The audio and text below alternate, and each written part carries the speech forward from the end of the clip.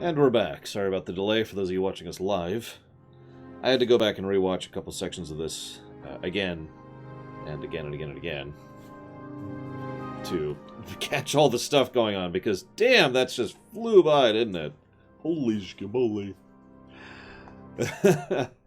I'm not even going to list everything, because holy crap. Let's just say attention to detail. This is a Discord episode in which Discord pretends to be sick in order to try and accomplish various ends, and thus is taken care of by a combination of Twilight and Cadence. Because of course he was faking it. He had blue flu. Talk about that in a second.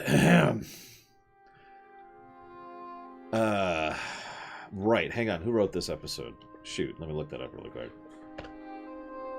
Give me a second, and I'll look it up. 2 people wrote this episode. I hate it when 2 people write episodes. I must destroy them all. This is written by Megan McCarthy, who's got a really good track record.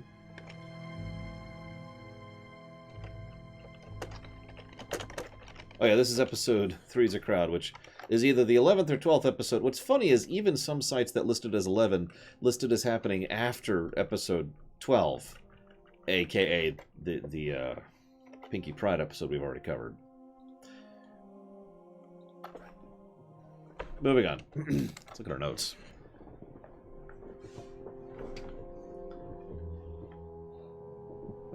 I know, right, SA2K? Can you imagine being bored with that?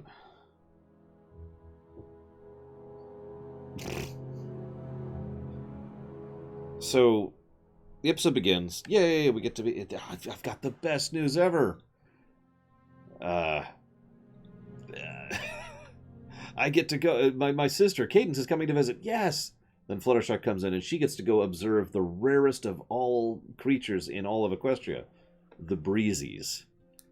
I don't think I'll count the continuity here, but that is the same Breezes that are going to show up later in Season 4, so foreshadowing. And then, of course, Pinky has the greatest news ever. They're having a sale on one... Okay, yeah, that actually caught me. It's funny how often Pinky makes me laugh in her one-off gags, when most of her actual stuff tends to piss me off, but whatever. Yeah, excited Fluttershy was just adorable. So, notice that Star Swirl, the bearded poster, is visible in the background immediately. Nice little setup there. And Pinky is all worried about being forgotten until she sees a balloon, naturally. Although she's very sad to see it flow away. They mention that this is the first time that Cadence and Twilight have been on screen where there hasn't been some big disaster. Which is true, actually. And so that, she shows up. I love how Rainbow Dash calls the museum lame, by the way, which makes sense. I know that sounds strange, but only a certain type of person tends to enjoy a museum. And that's not an elitist thing or anything. It's not for everyone, right? I mean, duh. I know. Different people can have different perspectives. How's that for a wild thought? I personally actually do tend to like museums, but only if they're about something I'm interested in. That's the catch, right? That's what it has to be. Because, like, natural history museums or history museums in general, oh, I eat that up. Love going through that. Or, things about scientific progress or geological stuff, gems, that kind of thing, and just all sorts of cool stuff. Dinosaurs, obviously. Dinosaurs are cool. I think we all can agree on that. Unless they have feathers, then they're not cool. But, yeah, cool stuff in general. But I could understand why Rainbow wouldn't be into it. Yeah, exactly, Professor Jimmins. Because I bet you money that she would be totally down for a museum that was about daring do, which kind of lines up with my own comments. In fact, in Season 5, I want to say, she's going to go to the Daring Do convention, excuse me. And she's going to be like, the whole time. And let's be honest, the way that convention is portrayed, it's basically a roaming museum, so... Season 6, apparently. God, we're never going through the show. Either way, the crystal train shows up, which is weird.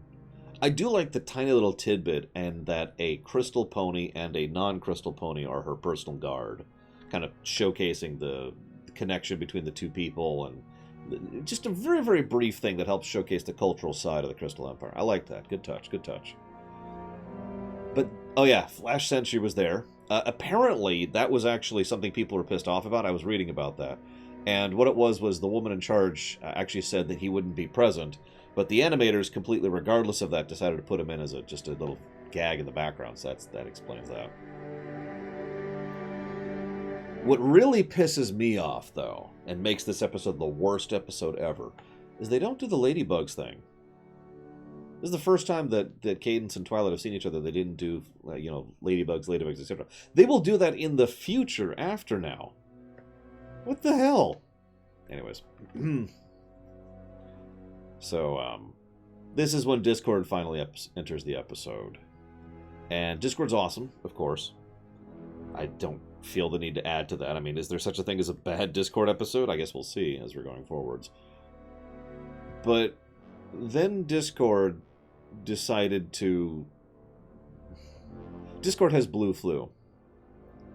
Now, to me, that was the funniest joke in the entire episode. How many of you get that? I'm not trying to be elitist. I'm just actually curious.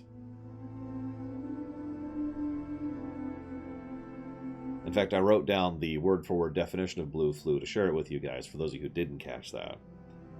So I'll go ahead and share it here really quick. Blue flu is a type of strike action undertaken by police officers in which a large number simultaneously use sick leave. It is a preferred strike action by police in parts of the United States where police strikes are prohibited by law. In other words, it's when you fake being sick as part of striking when you're not legally allowed to strike. Oh yeah, I got blue flu.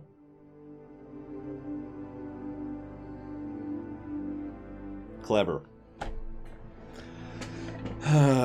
So, what follows is just, like, I'd just be reciting the episode to you, because it's like every little gag is so awesome. I need a fainting couch, and everyone just looks at Rarity. What? And, yeah, Rainbow Dash, well, Rainbow Dash is like, you should go home, you should go home, you should go home. But also, there's this wonderful bit where Applejack just kind of goes, I can't, it's perfect. It's like a 4-second long reaction shot of her saying nothing and just having this incredibly disbelieving expression and raising her eyebrow, like, really? Great shot. Just tons of really awesome little things. Like I said, I don't want to just recite the episode at this point, but they cram a lot of good visual gags, including the fact that, he's like, oh my gosh, I need my Fluttershy. Where is she? What are the two places he looks for Fluttershy? He looks under Pinkie Pie, and he looks under a tree. For those of you not aware, the woman who voices Pinkie Pie also voices Fluttershy. And, of course, the Flutter Tree meme is a thing, and Fluttershy has disguised herself as a tree before. And, of course, the whole, I wish I were a tree. So... Also, he can barely lift a spoon, which is where he gets the eyebrow. It's just, it's fascinating and hilarious and awesome. And John Delancey is fantastic as usual. Oh, this is also when Rainbow Dash decides to peace out. Excuse me. Peace out for the rest of the episode. She's literally not seen until the last shot of the episode. The last scene, I should say. I mean, I don't really blame her, but at the same time, well, this goes back to the point, doesn't it? If you'll remember, during the Discord is Reformed episode, we actually commented on how nobody was actually bothering to try and reform him other than Fluttershy. Remember that? We had a whole discussion about it, because it was actually a pretty complex issue. See, Discord was actually just messing with them, and he was not really helping. He was not really trying to be better. But at the same time, no one was really reaching out to him either, except for Fluttershy. It was the one thing he wasn't prepared for someone to legitimately care about him. It's the one thing that caught him, and is what, in the end, caused him to decide to go ahead and start reforming. I say start, because he isn't reformed yet, and he won't be until the end of Season 4. But you can see how he's still kind of on that same journey. See, I'll talk more about this towards the end of the episode, but there's a couple of interesting things to bring up pretty much immediately. No one cares about Discord except for Fluttershy and maybe Pinkie Pie. Now that makes perfect sense. Fluttershy is, of course, kindness, and cares about him as the one who connected with him, and Pinkie Pie is all about laughter, and let's face it, Pinkie Pie is probably the closest one to have the same wavelength of Discord. That's been true since his first introduction, since all the way back in Season 2. No one else gives a damn. No one else really wants to put up with him. Rainbow just leaves, as we just indicated, and Rarity and Applejack accept the burden of being around him in order to save their friend from the arduousness of having to deal with him. And of course, Twilight only puts up with all this because she's basically blackmailed in doing so. Discord has to actually flat out call her on whether or not you're actually my friend, at which point she literally, through gritted teeth, admits that no, that's not what I should do. Now, to be clear, Discord's being a dick in this episode. Like I said, he's not actually reformed yet. He's on his way. He's starting to be reformed. He's on that path. But he's not yet. But again, I cannot help but point out that with only the two exceptions, no one's really trying on the other end. In fact, they're actively pushing him away from reformation, which I think helps explain part of what's going to happen at the end of Season 4. I know, right? SA2K. So, Twilight obviously doesn't really care about him and isn't really his friend. On the other hand, he has his own ego and pride, which is something that'll be a recurring theme in the future. And, of course, he likes to troll people, because he's kind of a dick. And so he likes to poke fun at people and you know, be like, ha-ha, you know, that kind of a thing. And yet, at the same time, this would not be the first time that reformed Discord has tried to teach Twilight a lesson, while at the same time having fun with it. What I'm trying to say is that there's actually quite a bit of nuance to what he's doing here, despite the fact that he himself probably is only walking through this unilaterally. We're done with Tor. We finished Tor yesterday, Kappa votes. Tomorrow we'll be playing Legend of Dragoon, though. And yeah, I like that too, SA2K. So, moving on. Cadence has her magic health bubble, which is an excellent idea, and of course is something that'll show up for the end of the episode. And then we have Discord's song. Yeah. This is a part I had to rewatch 3 or 4 times just to make sure that I was catching everything, because they were just rapid-firing references. And there were some good ones. I'm going to just share a couple that really stuck out with me. There was the pony playing the tuba with this kind of bored-looking face in the background. I don't know why, but that was one of the funniest things for me. He's just in the background playing the tuba in time to the music. I don't even know. There's also this bit where he's at an airport and he's pulling out his tweezers, and in the background there's this pony that's shying away from the metal detector, and I was weirded out by that, so I rewound and rewatched it. The pony has braces. Then, of course, there's the really obvious one, the Harry Potter one, with Twilight as Harry, duh. But what's really funny is if you look at their coloring, Twilight is Gryffindor, Cadence is Ravenclaw, and Discord is Slytherin. And, of course, there's the Star Wars poster with the glass of water. And that stupid dance, which I can't remember the name of, you know, with the water splashing down kind of a thing. It's just reference central. Just like in the last episode, I don't have much to say specifically because it's just a lot of excellent animation and detail and tons and tons and tons and tons of stuff that I can't possibly just sit down and list. So, good stuff overall. And of course, then Cadence said, "How did you get sick?" "Inadequate hoof and claw washing." It's probably the most topical part of the episode right there. Yeah, it's so obvious, SA2K. So, they go to the ends of Equestria, dragging him, because of course they do.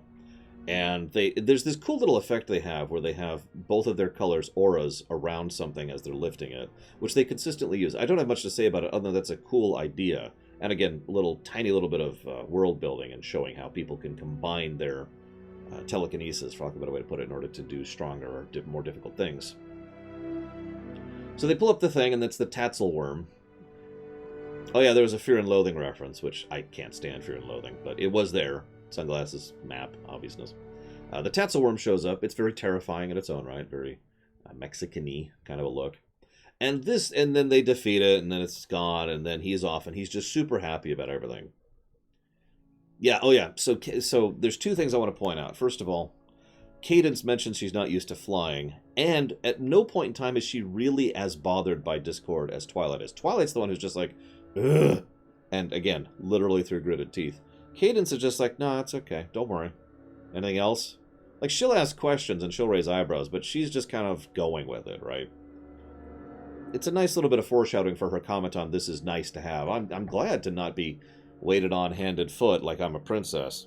It actually makes me wonder if there was some point in history at which Princess Celestia had to tell her servants to stop waiting on her hand and foot, because you can't tell me Celestia would be down for that. So this then brings up the episode kind of to a close here, and this is when we find out with total certainty that Discord was doing this because he's a dick. First of all, me. He's oh my god, it's so happy she did it all for me. This, in my opinion, showcases what his primary concern was and why he was doing this. The biggest reason why he was doing this. Because he wanted to validate himself. As we will see in the future, Discord has an ego, kind of. What I mean by that is he's like, I'm super amazing and important and awesome. But it's actually insecurity, not security. Kind of like Rainbow Dash, actually. So he definitely needed this kind of reassurance that someone as incredibly important as Twilight Princess would literally go to the end of Equestria for him. So it's okay. I am actually important. Whew. Second thing, though. The trolling. Oh, I certainly hope this doesn't incredibly ruin your day. And then when he finds out that it didn't, he's surprised, and then he's pissed off about it. So clearly he was trying to mess with her. But, well, again, this kind of... Oh yeah, the two sides of the frickin' necklace. This, again, kind of lines up with what I was talking about earlier, because, again, Discord isn't fully reformed yet. He's not.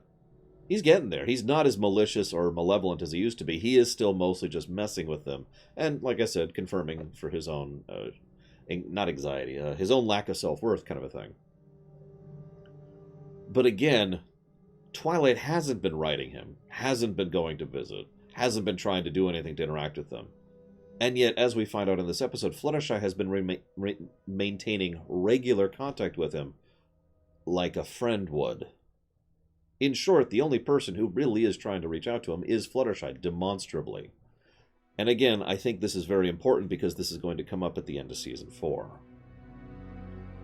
Then, of course, Discord gets sneezed on and actually gets sick, ha, and gets his comeuppance and yada yada yada.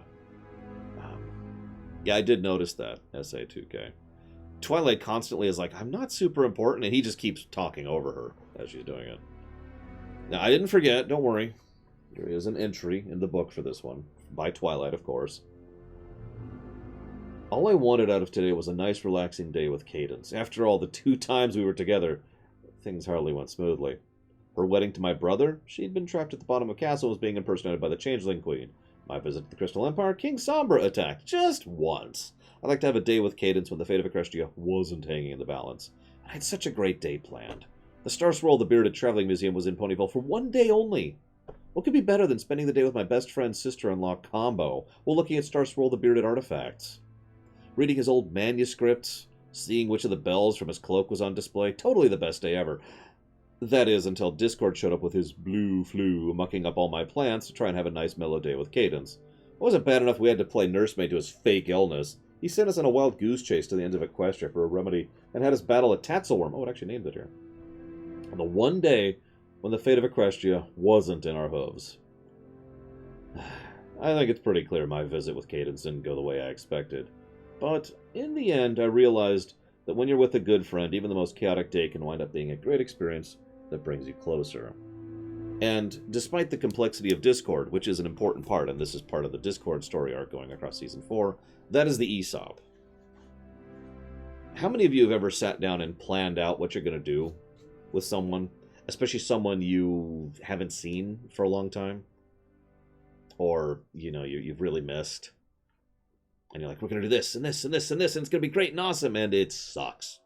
Or it isn't that. Or it's closed, or it fails, or it flops, or whatever. And there's just this sense of being so deflated. Because you had this perfect picture of how it was going to go in your mind, and it didn't go that way. I actually had to learn to not do that. I had to learn to be more adaptive and more rolling with the punches. Which is funny because once I did that, I've been able to make it work every time. But I remember exactly what that used to feel like when I was a lot younger. And it's not a fun feeling. And that's pretty much exactly what Twilight goes through. And again, good Aesop. You could plan it out as much as you want, but it doesn't really have to be some big amazing thing, because at the end of the day, what you're doing is you're spending time with someone you care about, and that's the part that actually matters. It's a good lesson, I think.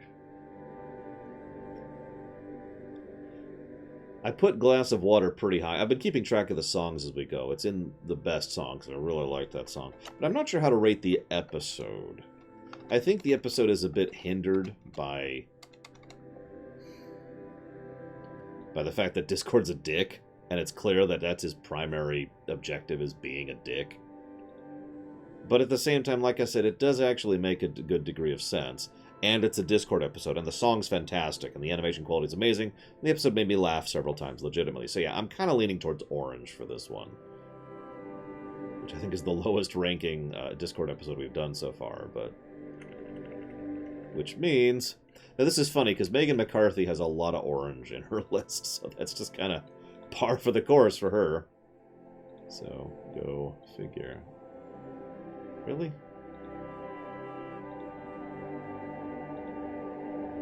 Hang on. It's being dumb. Give me a second. There we go. Orange. That's actually orange. There's like 5 oranges here. Listen, SA2K. Nobody cares about shining armor. At least until, you know, he has to go to the art museum. We'll get there later, though. Either way, decent episode.